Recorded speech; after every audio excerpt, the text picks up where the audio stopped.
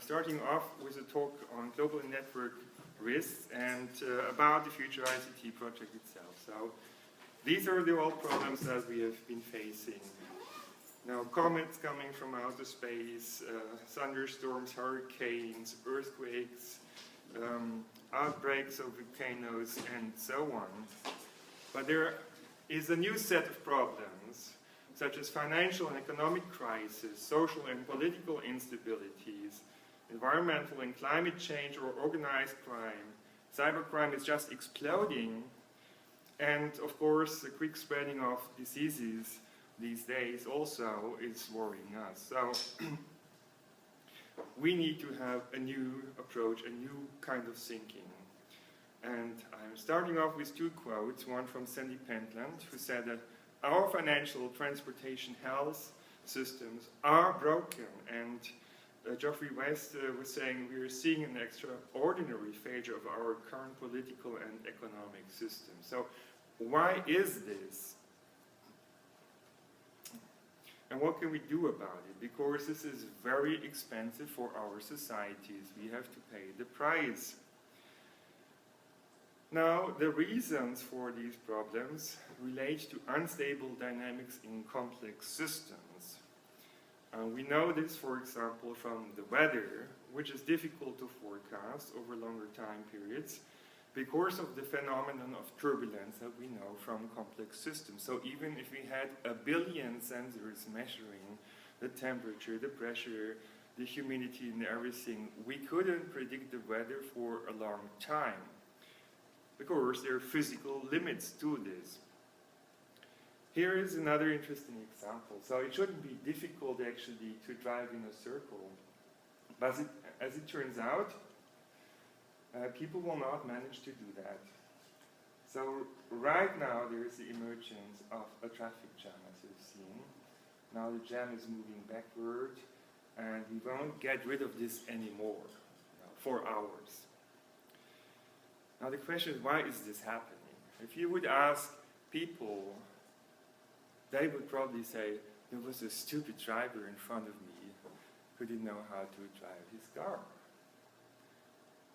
But as physicists, as mathematicians, as complexity scientists, we know the reason is different. So we have mathematical equations for these phantom traffic jams. And they basically say if the density goes above a certain threshold, it means the distance between cars falls below a certain critical limit, then each small perturbation, no matter how small, will amplify over time.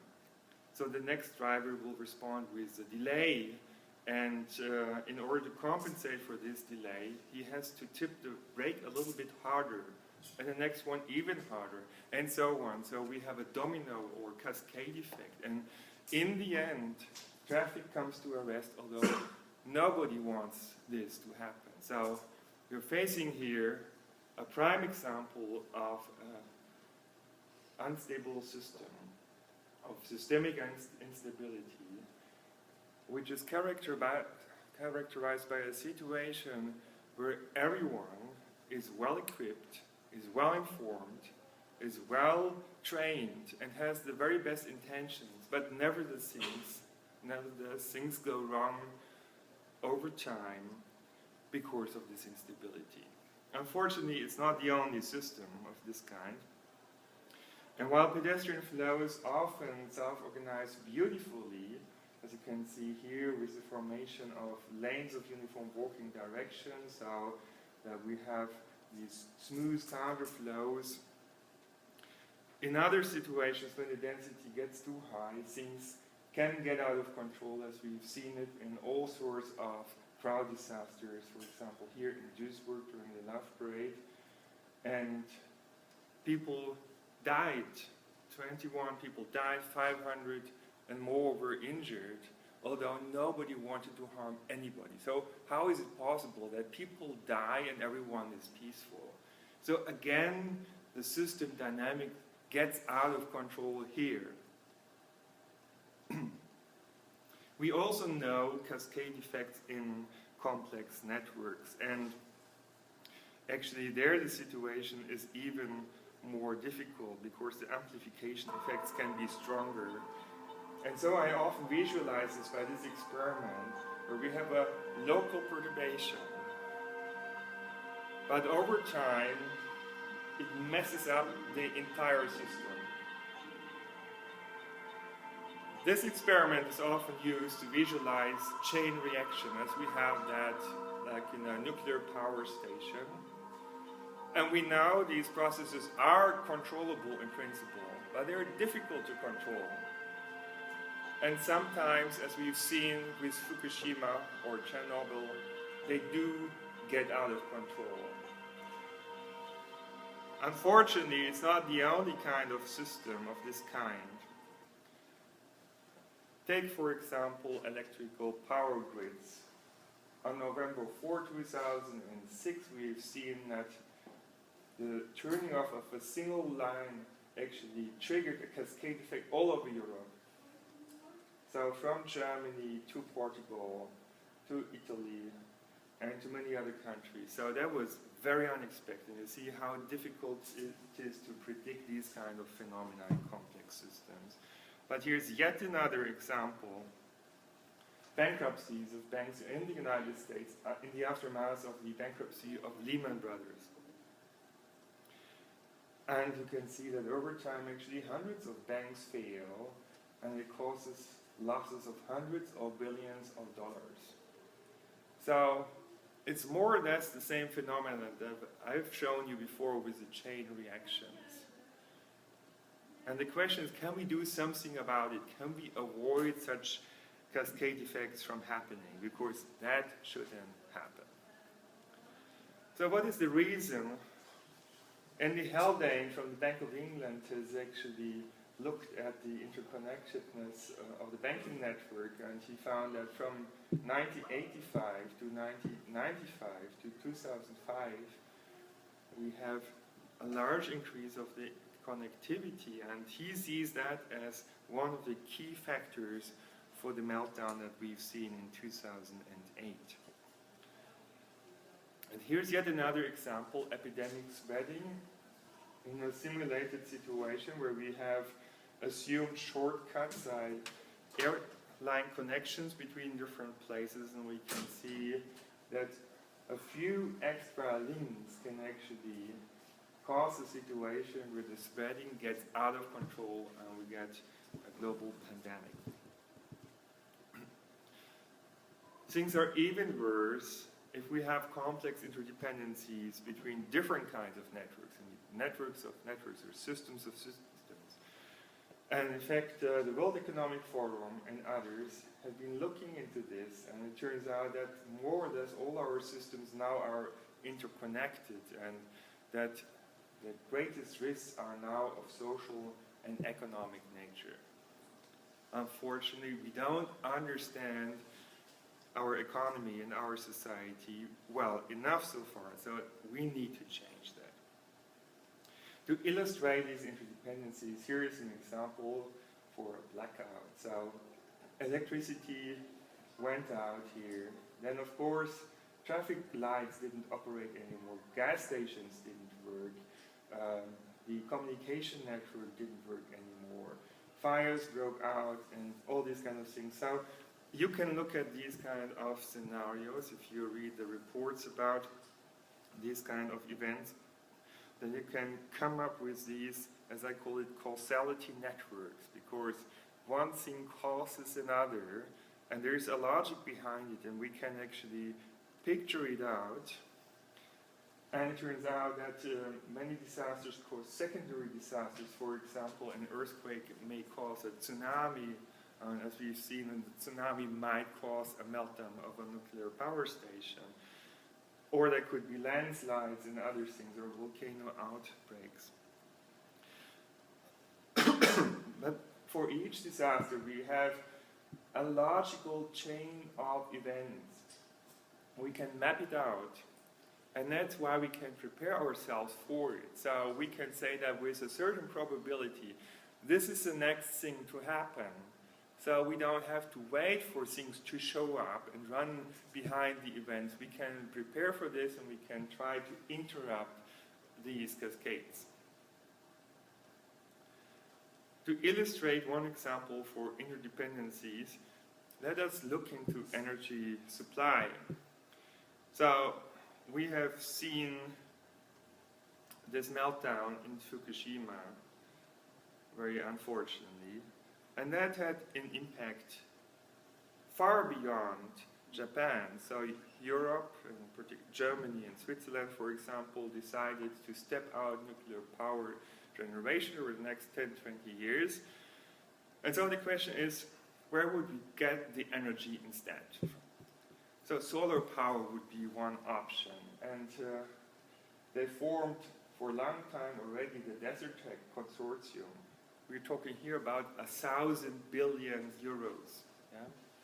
And the idea was basically to produce solar energy in northern Africa for the entirety of Europe.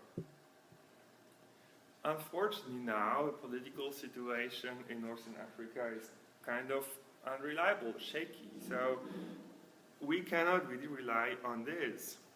So let's look into gas supply. Gas for Europe basically comes from 3 areas.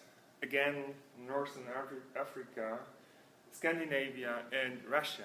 And as the recent discussion has shown, also Europeans are concerned about the reliability of gas supply from Russia. But the same applies to other areas. You know, if you have a 30% dependence on any one region, you're dependent, you know, you're vulnerable in some sense. So what else can we do? Biofuels, for example. Yeah? Sounds like a great idea also to reduce CO2 emissions. But it turns out that, of course, in order to grow these biofuels, we have to give up some land that we use to produce food. So food prices will go up, and that has actually caused social and political unrest in some countries, and it triggered off the Arab Spring. And that, again, is the reason why we cannot rely on solar energy production from northern Africa at the moment. Yeah? Things will probably settle over time, but what are we doing now? So you can see these global interdependencies as we have them in many systems, and it connects the energy system with the social system, with the political system, with the economic system, with the financial system. And also, we are entering times where we have too much data and too much speed. So we are really facing a big data tsunami. Within just 1 year, we are now producing as much data as in 2,000 years of human history. And we've seen this happening. The flash crash on May 6, 2010. Within just 20 minutes, $600 billion evaporated from the markets. For some time, people say, oh, that must have been a criminal act, or maybe a human error, or a machine error. But it turned out that was just another cascade effect. Took 6 months to figure that out. And it took 20 minutes for this to happen. So that could have actually crashed our entire financial system. Now, if that would have been Friday evening, that would have been it. So fortunately, as quickly as the system went down, it recovered again. But we certainly need to think about how systems can be built in a more resilient way. And so, on the one hand, we need to have an eye on the drivers of systemic risk. We're reducing redundancies to save money. We're networking our system more and more. We have higher complexity, faster dynamics, and a high pace of innovation. But we can also do certain things. So systemic resilience can be increased by suitably designed mechanisms and systems, and by protection mechanisms. And this should include backup strategies, redundancies, reserves, alternatives, I mean a plan B, a plan C, and so on. We can simplify systems, limit their system size. We can reduce connectivity or introduce decoupling strategies. We can increase diversity to make sure that some of the system will survive and be able to adapt. We can introduce real-time measurement and adaptive feedback to enable self-regulation. We can introduce coordination mechanisms. We can increase transparency and awareness, accountability and responsibility, and we can come up with suitable incentives and try to build something like collective intelligence. And this is in some sense what future ICT is about. And I'll give you some ideas of what we can actually do to build a more resilient society. I do actually think we're not living in resilient societies today, and we can make our societies much more resilient, and we need to do that now. Fortunately, the very same forces that are destabilizing our systems can also be used for us. So information is, of course, very valuable to attack these problems. So given all the data that are now becoming available, what could we do? Well, we could build instruments to explore the world and improve it. And I'm starting here with the Living Earth simulator proposed by the Future ICT project. So the idea was that we would take data, feed it into computer models, and we would look at what-if scenarios. So the Living Earth simulator is there to simulate and to predict and to come up with mechanisms for better manageable systems. And we could certainly try to put together models of traffic, production, economic system, crowd behavior, cooperation, social norms, conflict, crime, war, and whatever comes to your mind. And scale it up to global scale together. I mean, that's a huge challenge, of course. And then over the years, say 10, 20 years, increase the degree of detail and the accuracy. So it would become a more and more useful tool. The very same way as the weather forecast tells us whether we need to take an umbrella or not, or whether we should take our harvest in, or the plane should take another route, or whatever. And every single dollar that we invest into weather forecasts pays off multiple times. So I think every single dollar we invest into this will also pay off multiple times. I think maybe 10, 20, or 100 times. So what could we do? Certainly we could look at the resilience of gas supply, topic that I mentioned already before. And we have looked into this in a recent +1 paper. And here we have combined data about major urban areas, about gas pipeline network, and the population density, and then combine that with models, in particular with distribution models. And we've been looking into the question, what if, say, 30% of the gas from a certain area is not available? How could we handle that situation? So we would have to distribute gas in a different way. We would probably have to live with a situation where everyone has a little bit less, but everyone should be able to survive, you know. So we need a fairness mechanism for this. And it turns out that Europe actually, if it would apply our proposal, would be quite resilient to all sorts of scenarios. We can also use Living Earth simulator to improve the power grid. So this is work by Hans Hermann's team, and you can see that they've looked into how the resilience of the power grid can be improved by a few changes. And generally, in network system, we have to think about ways to stop cascade, and in particular in the financial system. And how do we do that? Engineers have learned that we can build in mechanisms such as fuses or breaking points. Everyone has that at home, actually. So just in case there is a local overload of your electrical network, the fuse will fix it in some sense. And I will make sure that your house won't burn down because of this local problem. And so we have to think for each and any global network system, where do we have to put these kind of breaking points and how would they have to be designed? But not having them is irresponsible and highly dangerous. I would even say for civilization. We've also been looking into conflict in the Middle East, and it turns out that there is actually an interdependency of the conflict events. One event triggers the next one, or the next ones. And so there is a responsive dynamics. The question is, can we stop this cascade? So first of all, we tried to model the system based on the data that are now available with an agent-based model. And of course, it has to take into account the different cultures and religions in this area.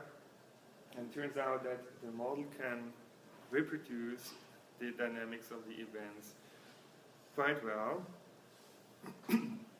Now, the advantage of such an approach is that we can look at counterfactuals. I mean, different kind of possible political scenarios. So we've been looking into a number of political plans that have been discussed in the past, and how that would change the scenario as compared to today's situation, or the situation that would evolve if we do nothing.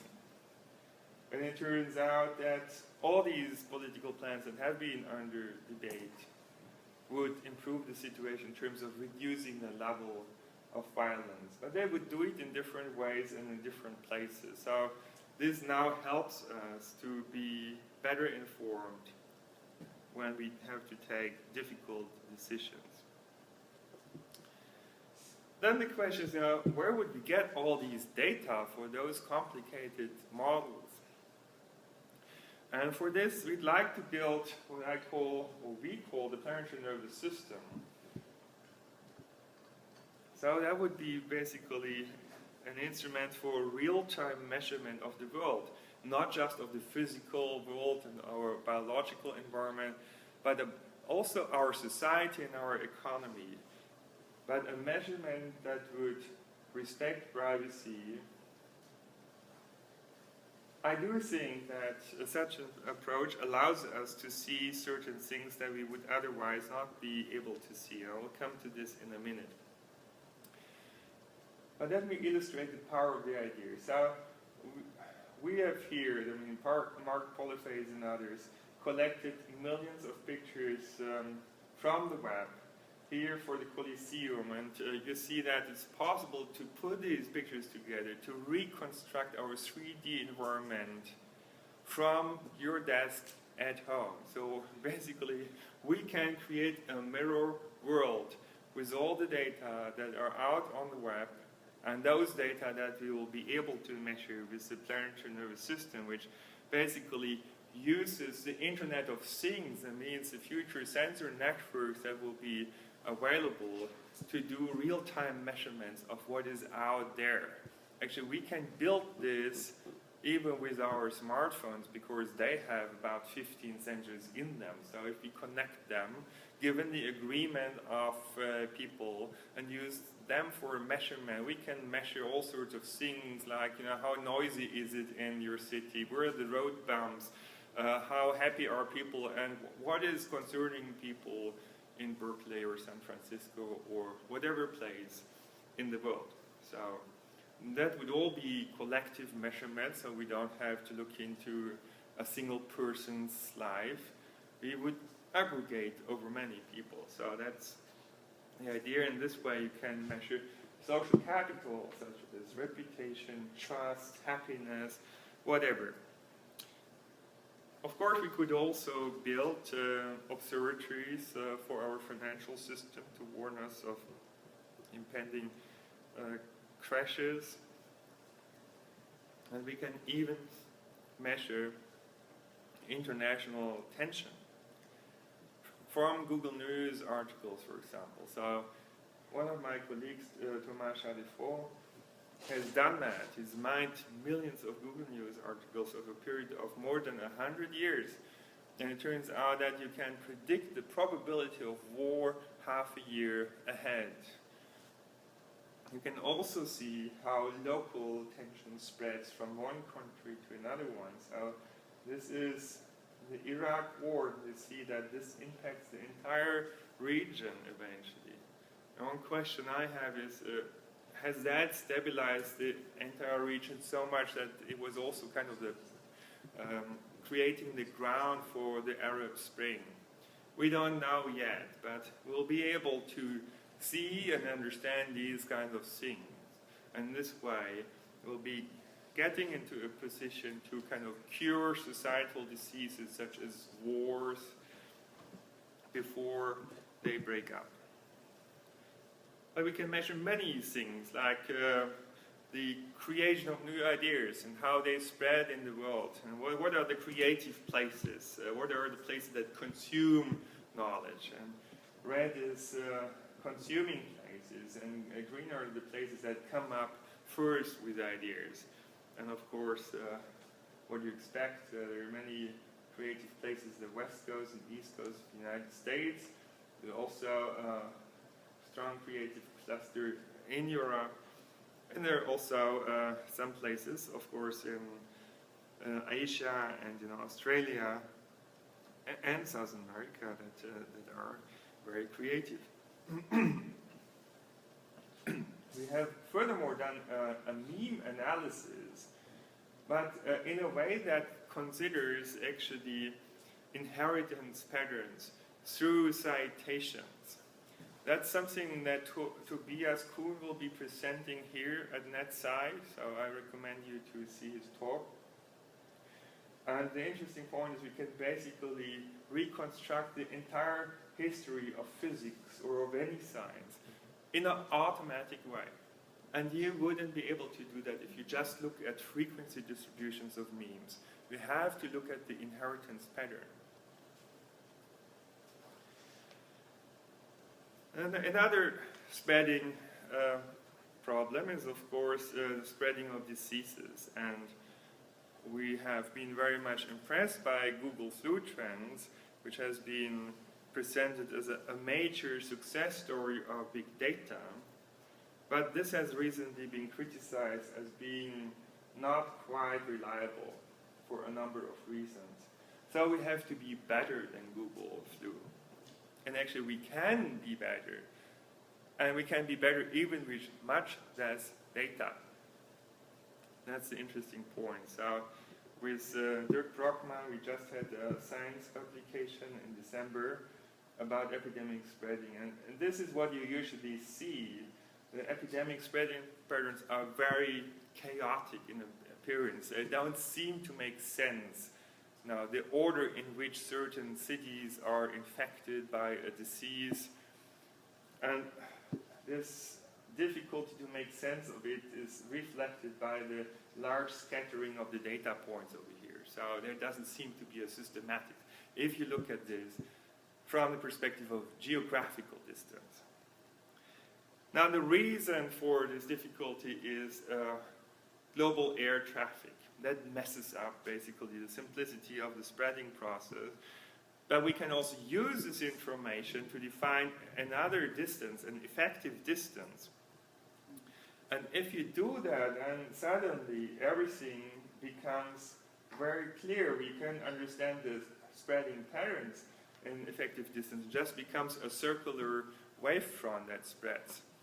And that can be used also to detect the origin of that disease, which is enabling you to predict the further spreading. I mean, what would be the next cities that most likely will be hit by the flu, right? So, combining some data with good models is empowering you to be much better than just doing big data analytics, data mining, machine learning. So there are limitations, and science is not that we'll need models also in the future. But how should we use these data, for top-down control or for bottom-up control? That's a crucial question. So let's look at these three curves. So processing power in blue is doubling every 18 months. However, the volume of data stored is increasing even faster, every 12 months approximately. So basically what happens, we'll have more data than we can touch. So we're getting from a situation where we didn't have enough data to take good decisions into a situation where we have too much data. We cannot look into all the data anymore, and we may pay too much attention to certain things. But certainly, there is potential for evidence-based decision-making and to avoid some mistakes that we haven't done in the past. I should warn, though, that big data comes with other possible mistakes. Yeah, so we have to be careful about it. And we shouldn't overestimate the power of big data, because that's the third curve, the red curve, that shows how systemic complexity increases as we go on networking our world. And you see, it's exploding even faster. So we'll get into a situation where this cannot be anymore optimized and controlled in a top-down way. So we have to go towards distributed control, which is a self-regulation based on bottom-up principles. And we have to prepare for this. What's the intuition behind the factorial group? That for each new things that have been created in our world, you can combine them in new ways with all the other things that are around. And in this way, that creates a factorial. I have another talk this week where I'm giving some evidence actually about that we are already in this situation of losing top-down control. I think it's actually not working well. And we are also seeing actually more and more peer-to-peer and bottom-up systems. So I think I'm safe to say that this is actually the way to go, and that we need to prepare for this. Now the good news is that information communication technology allow us to create self-regulating systems. And we haven't been able to do that in the past because we didn't have the real-time information for this. The idea is very old. The fable of bees, for example, kind of saying, okay, couldn't our society work like a beehive? It just works perfectly. And even though there is a queen in this beehive, it just lays eggs. It doesn't tell every bee what to do. So how are they doing it? Obviously, they just have the right kind of interaction mechanisms in place. And of course, this idea is behind Adam Smith's invisible hand. And we're seeing this beautiful self-organization in many places of our nature and the world around us. But it also sometimes fails, and so we need to make it happen. What I'm saying is we can now create the invisible hand. We can, 300 years after Adam Smith, we can build it with technology. This is the grand challenge ahead of us. I'll use the Internet of Things, the sensor networks, and the real-time measurements that can be done to do this. And here is an example.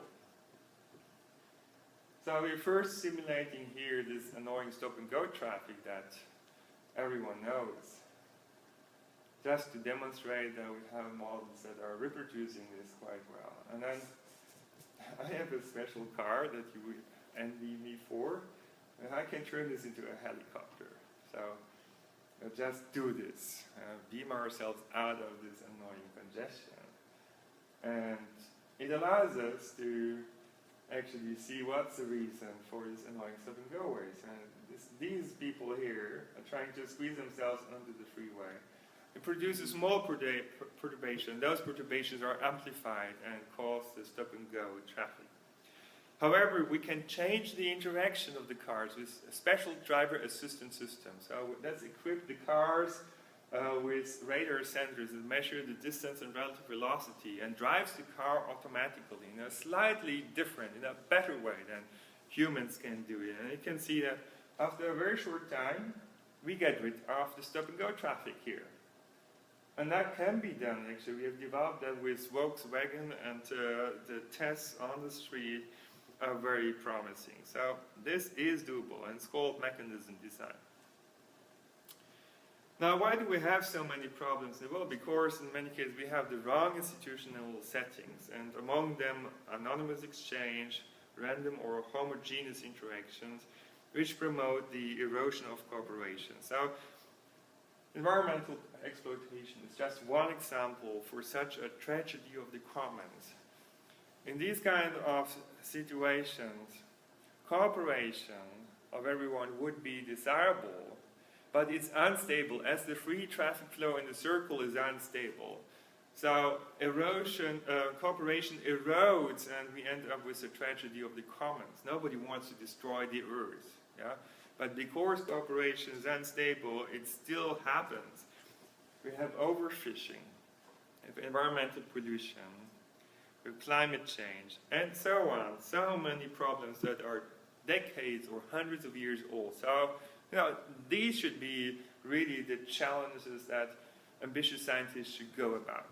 And we can do it because actually we can create mechanisms that will fix it for us. And in the same way as we've changed the interaction between cars, we can change the interaction among us. And what would be such kind of mechanisms? Well, reputation systems, for example, are providing such an approach. It's adding feedbacks in the systems in a way that's actually good for everyone, for sellers and for consumers. Consumers can be confident to get a better service, and sellers can sell their products at a higher price. So let's do this, and let's apply this to everything. Another interesting mechanism is meritocratic matching. So suppose we are in a public good situation. The question is, how much do you give? And if we now match those that give a lot into groups and those that give little into groups, then what you eventually get over time is a situation that creates additional possible solutions in the system. So this is the stable, non-cooperative solution. That's the unstable cooperative solution where we would like to be. Now with these additional solutions that come up through the meritocratic matching, as we call it, what happens is that if you manage to kick the system just above this line, which is an unstable equilibrium, then your system will automatically be driven towards a high level of cooperation. So, and this creates a magic where you get more by giving more. It's just mind-blowing. It's magic. Now, self-organization is also resource efficient. Here's an example. So, urban traffic light control. 3 different ways of organizing this. The first way is how we're doing it today. We have a traffic center collecting all the information and tries to optimize traffic and then to implement it in the entire system like a benevolent dictator, trying to do the best thing for us, with us, and forcing us to do this, And here's another approach that I call the Homo economicus approach. Every single intersection here tries to separately minimize travel times. So each intersection does strictly the best thing you can do. How good will that be? And here's a third way where we also do this, try to minimize travel time, but whenever a queue grows long, you would try to reduce it first so we would avoid spillover effects. So you have an eye on what happens to your neighbors, and we could call that other regarding. So this is what happens. The queue length as a function of the capacity utilization of the intersection. You see that with the top-down regulation, the queue length increases, of course, as the intersection is used more. Okay, so that's the reference. What about this selfish optimization, self-optimization of the Homo economicus intersection, where each intersection strictly minimizes waiting time? Well, that works beautifully in the beginning, as you can see over here.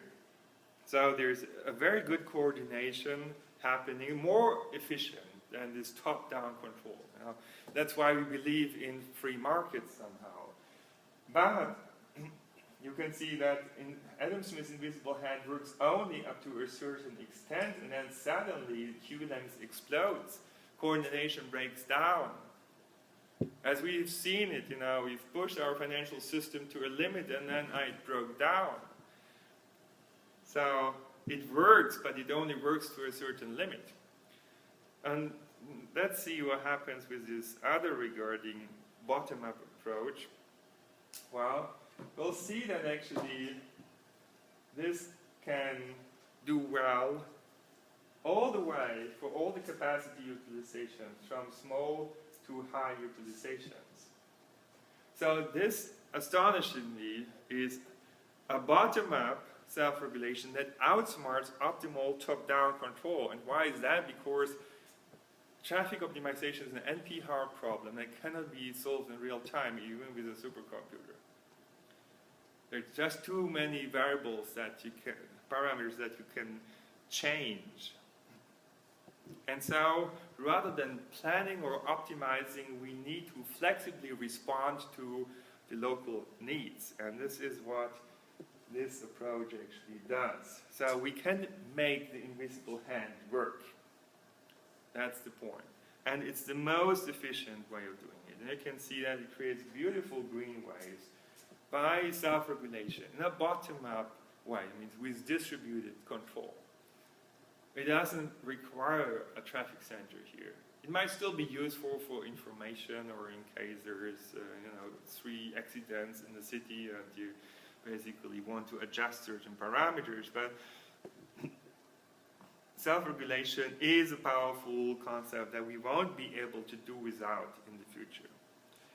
And you can see that everyone will benefit from this. Public transport, individualized traffic, and pedestrians and cyclists. And by the way, the environment as well. So why don't we do that? What are we waiting for?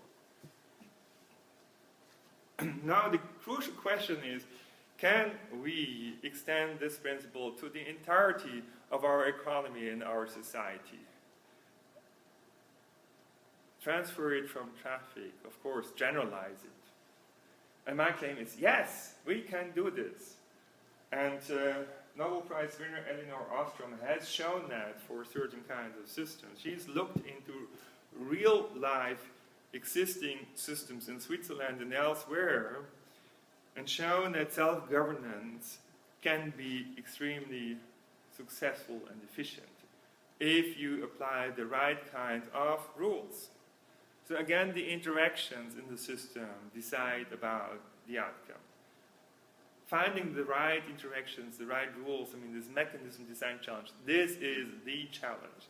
And implementing it with the Internet of Things to enable this real-time feedback, that will be the great challenge for humanity in the next 100 years. Now, from all of this follows a need for more participation in a bottom-up way. So that's why Future ICT proposed a global participatory platform. People could upload data and algorithms and ratings, and they could download it or use it for their applications. And the whole thing is about a paradigm that enables people to take better decisions and more effective actions. And actually, social media are one such approach that really enables people to coordinate themselves in a bottom-up way.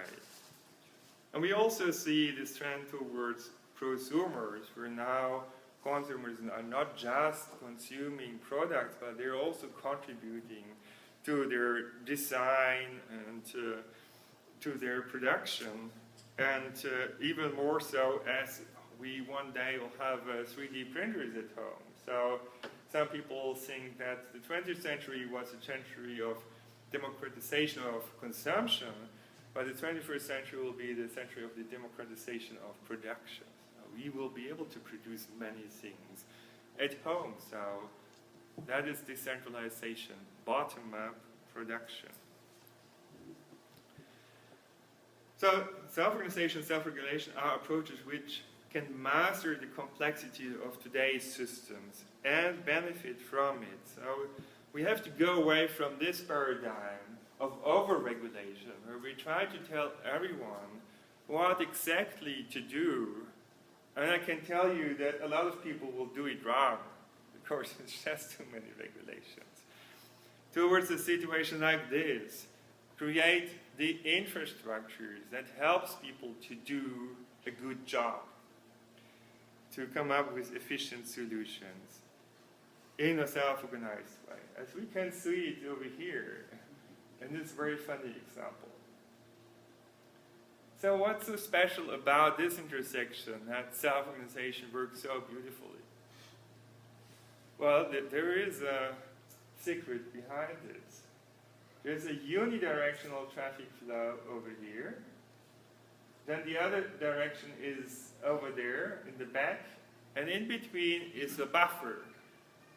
And this allows you to basically find a gap in the traffic flow and to adjust your speed in such a way that you will be there just when a gap opens up for you.